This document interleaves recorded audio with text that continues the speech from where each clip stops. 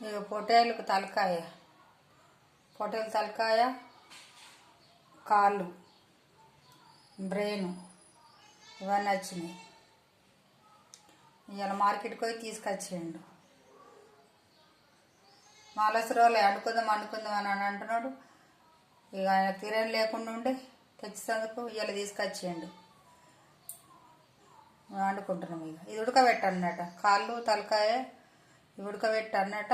ఉడకబెట్టినాక వండన్నట, తొందర ఉడుకుతుందట.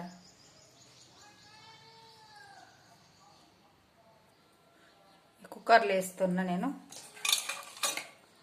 కడిగిన మంచిగా ఉప్పు వేసి కాళ్ళు కడిగిన, అది ఒక 2-3 సార్లు కడిగిన. అందులో ఉప్పు వేయలేను.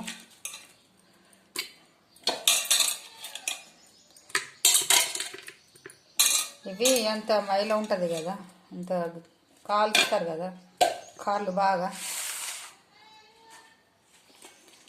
ఇప్పుడు ఇది వేస్తున్నా. కొన్ని నీళ్ళు పోసి ఉడకబెట్టాలి.